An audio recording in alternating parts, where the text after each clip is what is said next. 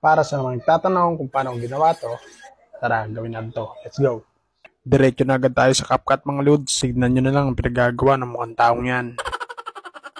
Naghagis ng sombrero, tapos dinampot, tapos bumalik sa kanyang pwesto, tapos kunyaring nasalo niya na yung sombrero. Tapos yung second clip, yung sombrerong umiikot na may green background. Gumawa lang ako niyan. Start na tayo, balik tayo sa unahan. Focus tayo sa paghagis niya ng sombrero. Kuhanin lang natin yung timing sa pagbitaw niya ng sombrero. Yan. Itapat lang natin, tapos split natin. Then, abante tayo, i-timing naman natin yung kunwaring nakuha na niya yung sombrero. Tapos, split din natin dyan. Then, yung gitna, delete natin. Then, balik tayo sa una natin splitan kanina. Yan. Focus lang tayo sa pinakadulo niyan dahil ipipress natin yan. Piliin lang natin yung press. Pag na-press na natin, focus pa rin tayo dyan sa pinress natin yan. Hanapin natin yung effect. Piliin natin. Tapos, photo effect. Piliin lang natin yung photo effect. Tapos, piliin lang natin siya. Ay, hugot.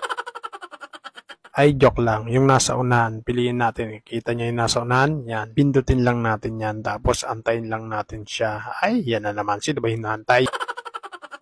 Kapag goods na, focus pa rin tayo dyan sa pinress natin yan. Dahil hindi pa tayo tapos dyan ha. Timing natin dyan, yan banda. Yan. Lagyan natin ng keyframe o diamond dyan. Kita nyo, nagka-diamond na pula na. Then, atras tayo. Punta tayo sa pinakaunahan yan. Yan, sa dulo niyan. Yung pinress natin yan. Palakihin lang natin yung pinaka-video yan. Yan. Hanggang sa makita na yung mukhang taong yan. Hanggang sa lumapit. Ilalapit lang natin. Kita nyo, nagka-diamond na rin. Automatic magkaka-diamond dyan pag ginalaw natin yan. Try natin kung anong kalalabasan. Yan. Yan ang kalalabasan yan. Then, focus pa rin tayo dyan. Di pa tayo tapos dyan. Abante tayo konti. Tapat lang natin dyan. Tapos, lagyan uli natin ng diamond dyan. Dyan banda. Tulad ng ginawa natin dun sa kabila, galawin uli natin yung pinaka-bidyong yan. Yan. Ipalakihin natin hanggang sa makita yung mukhang taong yan.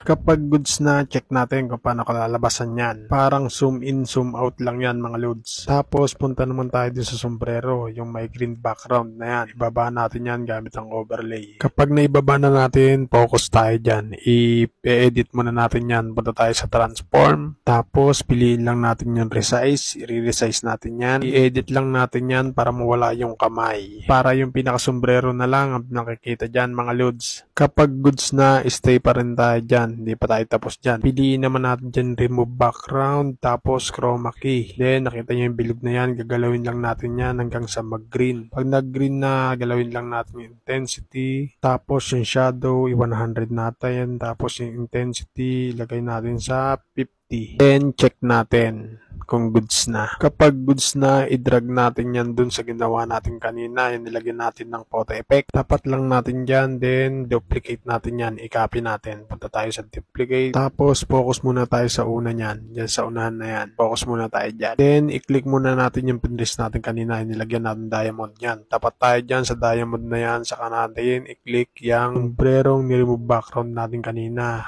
Focus lang natin dyan. Tapos, lagyan natin ng diamond. Tapos, atras tayo dyan sa harap niyan. Kapag naitapat na natin dyan sa dulo niyan, sa unahan na yan, saka natin galawin yung sombrero. Paliitin natin. Isukat natin dun sa sombrerong ihagis niya kanina. Yan. Na lang natin kung kasukot na. Then, check natin kung maganda yung kalalabasan. Yan. Then, abante tayo dyan sa duplicate natin. Click uli natin yung pinress natin, tapos tapat natin dyan yung diamond, tapos split. Then, reverse natin yan, yung natirang yan. Kapag goods na, focus pa rin tayo dyan sa dulo niyan. Lagyan natin diamond. Tapos, abante tayo doon sa pinakadulo niyan. Tapat lang natin dun sa taas. Kapag pantay na, saka natin galawin uli yung sombrero. Tulad ng ginawa natin dun sa una, ganun din gagawin natin dyan.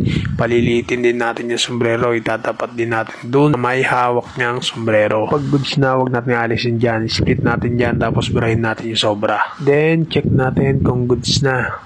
Kapag all goods na, ready to export na natin mga loads. Nasundan ba mga loads? Diba madali lang? Sana nasundan. Tama to sa mga reels nyo mga loads. Paano mga loads? Salamat sa inyong panonood at thank you Lord.